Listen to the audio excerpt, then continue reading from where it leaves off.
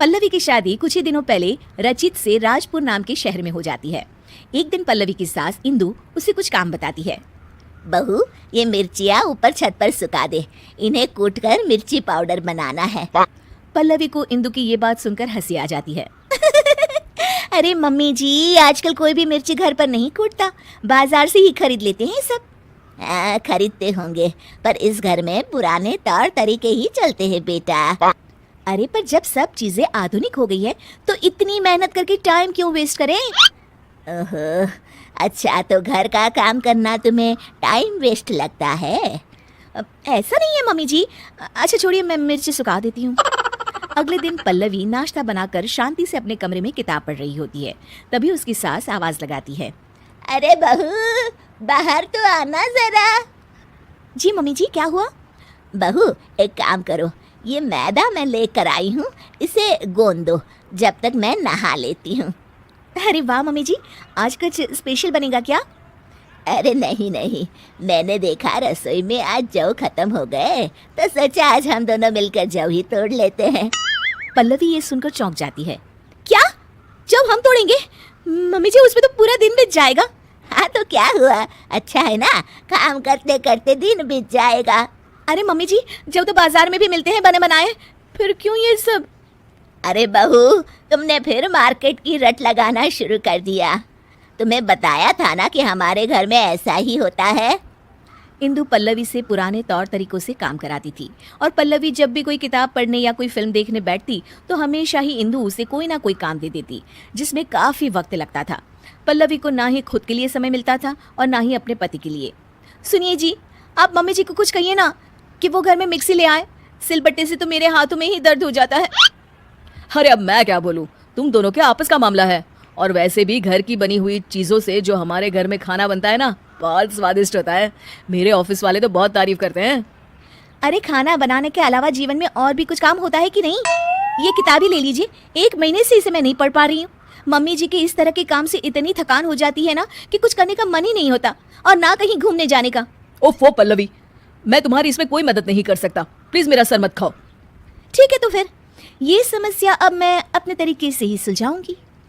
अगले दिन इंदु अपने कमरे से रसोई में आती है तो देखती है कि वहाँ गैस ही नहीं है और एक चूल्हा रखा हुआ है। ये चूल्हा यहाँ क्या कर रहा है और हमारी गैस कहाँ चली गई? तभी वहाँ पल्लवी आ जाती है। उसके हाथ में बहुत सारी लकड़ियाँ होती हैं। अरे बहू, ये क्या कर रही हो? मम्मी जी, मुझे समझ में आ गया है कि पुराने तौर तरीकों से ही रसोई का काम अच्छे से होता है, तो मैंने सोचा क्यों ना हम भी आज से चूल्हे में ही खाना पकाएं। इंदु को ये बात कुछ हजम नहीं होती। अरे बहू, ये गांव नहीं, यहाँ चूल्हा नहीं जला सकते। क्यों नहीं जला सकते मम्मी जी? हमारे घर में हम कुछ भी करें। चलिए आज हम चूल्हे पे ही नाश्ता बनाते हैं। पल्लवी फूंकनी से लकड़ियाँ जलाती है और चूल्हा तैयार करती है, पर उसकी वजह से दोनों सास बहुओं को बहुत खांसी उठ रही होती है। अरे बहू, ये क्या बवाल लेके आ गई तुम घर में? मम्मी जी, मैं तो आपके बताए हुए मार्गदर्शन पर चल रही हूँ। दोनों खांसने लगती है। कोई नहीं मम्मी जी, पहली बार बना रहे थे ना, अगली बार से ध्यान रखेंगे कि कितनी ही लकड़ियाँ डालें।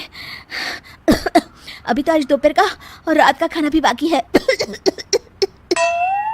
इंदु को ये सुनकर टेंशन होने लगती है। उसे प्यास लगती है और वो फ्रिज से पानी लेने जाती है तो देखती है कि फ्रिज की जगह पर मटका रखा हुआ है।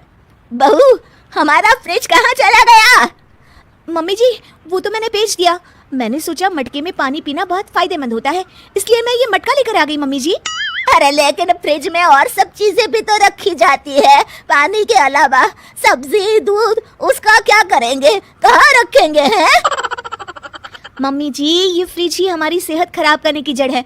हम बचा हुआ खाना इसमें रखते हैं और फिर वही बासी खाना हम खाते हैं अगले दिन। लेकिन अब हम सिर्फ उतना ही सामान लेंगे और उतना ही खाना बनाएंगे जितने की जरूरत हो। पल्लवी धीरे धीरे करके घर से सारी आधुनिक चीजें हटा देती है। गर्मी का मौसम होता है और पल्लवी को एक तरकीब सूझती है। वो घर का एसी हटा देती है। अरे बहू, ये एसी कहाँ गया? बड़ी गर्मी लग रही है, खराब हो गया है क्या? नहीं मम्मी जी, मैंने ही हटवा दिया। पता है एसी की हवा कितनी हानिकारक होती है। उसके बजाय ये लाई हूँ मैं आपके लिए। ये लीजिए पंखा और हवा कीजिए।